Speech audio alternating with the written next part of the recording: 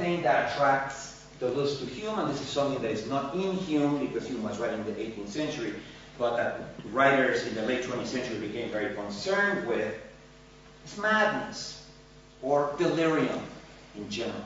Everybody was very concerned with delirium, particularly in the 60s. Felix Guattari, Deleuze's partner, was in fact a psychoanalyst who worked at Laborde, which was a clinic of schizophrenics.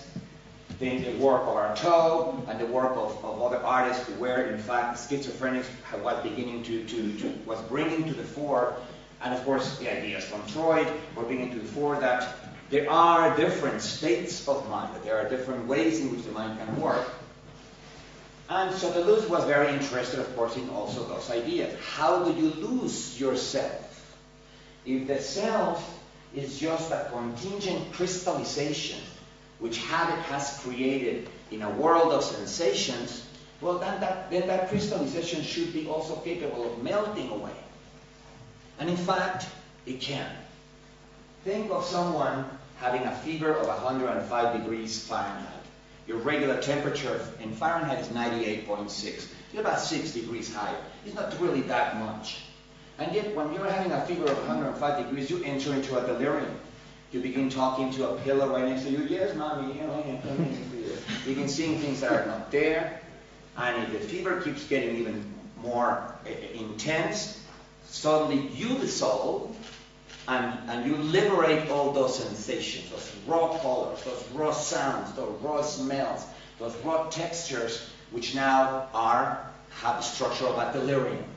A delirium, for Deleuze, is precisely the Humean subject having lost some of its coherence, or all of its coherence, and having liberated all those sensations. Because, I mean, if when you had a delirium and your self disappeared, the lights went out.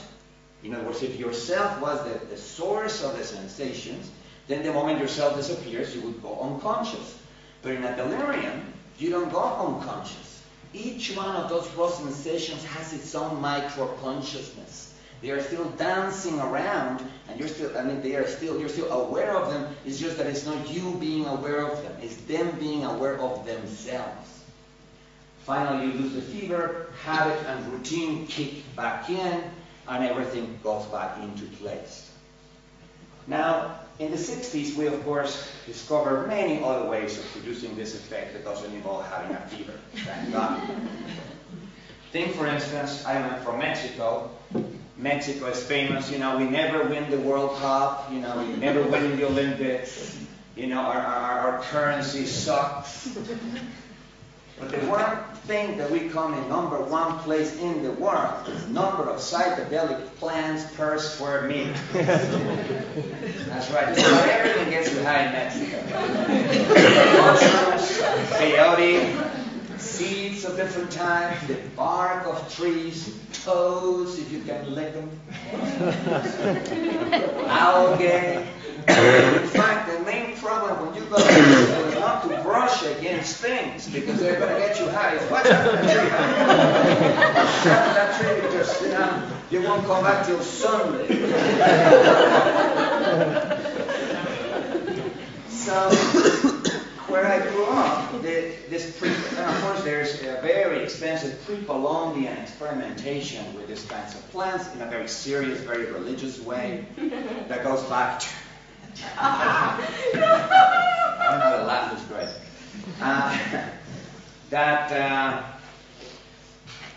That treat this for what it is. You dissolve yourself ritually in an effort to again become aware for the first time of the independence of your sensations. Become aware of the raw intensities. Be washed out in the turbulent waters of those sensations. You come back all, sort of like when the sea takes you in and then spits you out.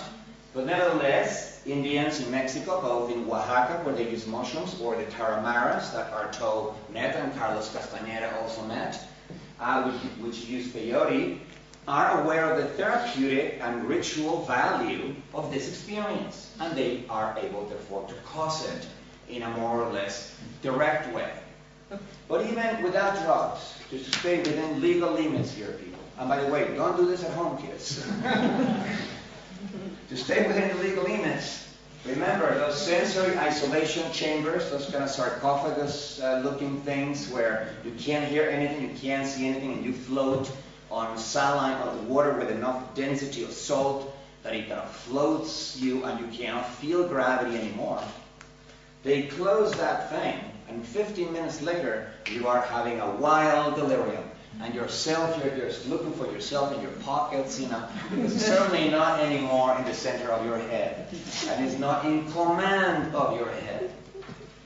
This is important for Deleuze, because in Deleuzean materialism, every entity that we postulate exists, whether our psychological self, or our bodies, or our houses, or our cars, or our ecosystems, need to be conceived as historical entities that have a specific production, a specific process of synthesis that create them, but that can be, whose borders, the borders that are guaranteed, their identities, can be more or less sharply defined, more or less territorialized, as he says. The word territorialization, which of course applies literally to the creation of territorial borders, for instance, around a nation state, or territorial borders that a territorial animal creates by marking them with urine or whatever.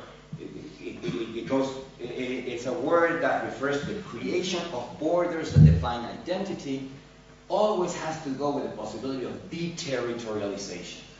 Those borders, because they are created historically, can also be either made fuzzy historically or even made to disappear altogether.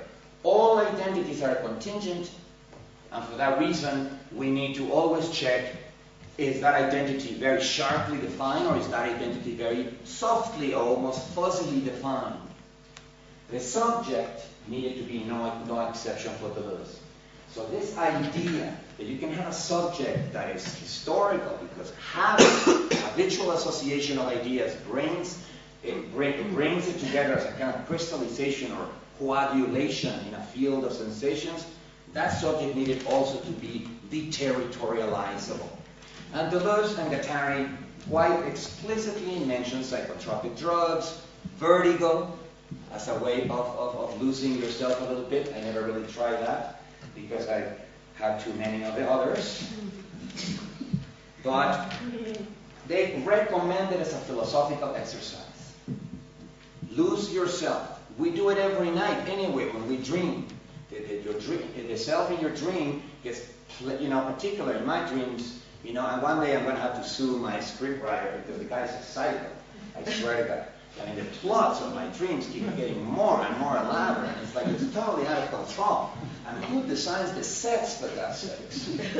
I've had dreams that are, they're called lucid dreams, when you are in the dream and you realize that you are in a dream. Oh my God, I'm in a dream. And so when you're a kid and you have a lucid dream, you want to do things that are illegal, right? Because you want to take advantage of the fact that you run someone over with your car or something. You want to do something, take advantage of the fact that it's a dream.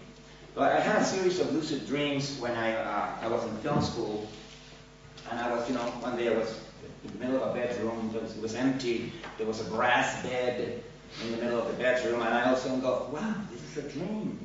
And instead of trying to do something legal or something adventuresome, I decided to check the production values of the dream. I'm going, see how much budget my dream designers have. If they have that high budget, then in those brass balls in the brass bell, there should be a fisheye reflection of the whole room, right? So I come closer to the bed, oh my God, there's a fisheye reflection of the whole room. In another similar dream, I decided to see, well, maybe they got the visual parts right, but I really wanted to catch them when they run out of budget. It was like to begin a mission for me. And I said, well, maybe they got the visual parts right, but now I'm going to run and see if I feel the feeling of air against my face. And there it was, the feeling of air against my face. So anyway, the virtual reality of dreams is just amazing in its detail.